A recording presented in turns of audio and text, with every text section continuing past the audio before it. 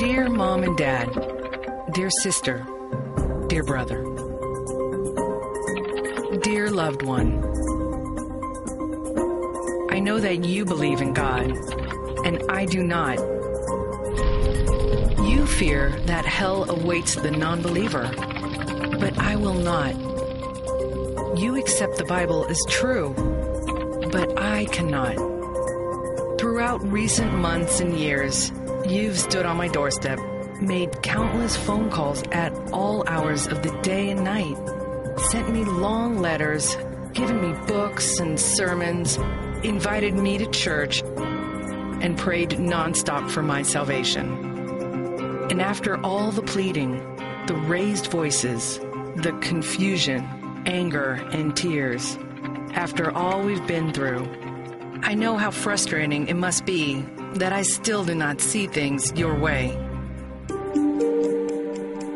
Please know that I'm equally frustrated because you demand boundaries of respect for your own worldview while continuing to intrude and interfere uninvited into mine. This brings us to a critical moment where I must say some difficult things and draw a very clear line in the sand.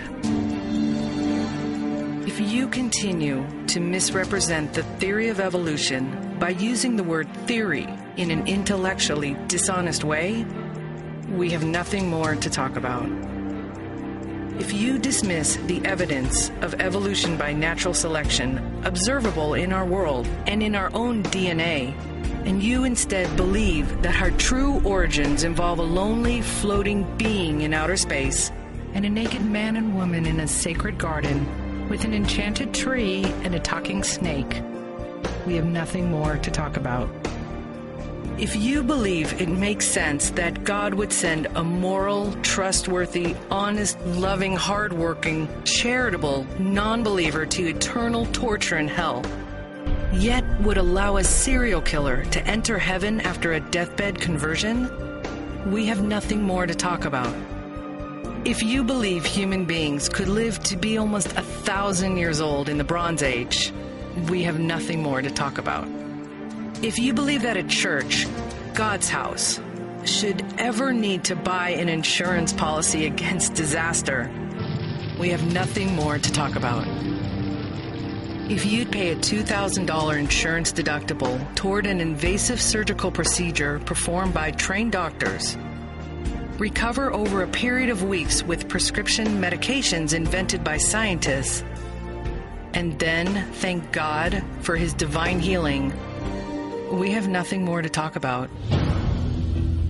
If you believe it's moral and righteous to thrust the tip of a sword into the beating heart of a baby,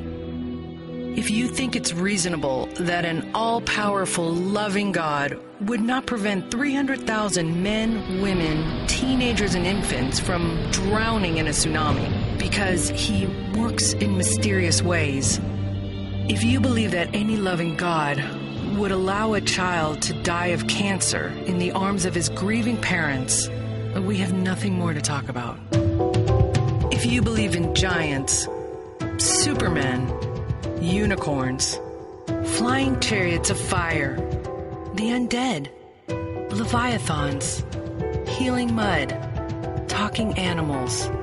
and the biblical account of a man who spent 3 days underwater living in the belly of a giant fish, we have nothing more to talk about. Finally, at the end of the day, please know that I do love you. But after all these unbelievable stories have been brought to light, if you still believe the burden of proof is on me, that my position is the unreasonable one, the fantastic one, the laughable one, and if you cannot and will not treat me, my private life, my choices, my personal boundaries, and my worldview with the respect I've so often asked for, we have nothing more to talk about.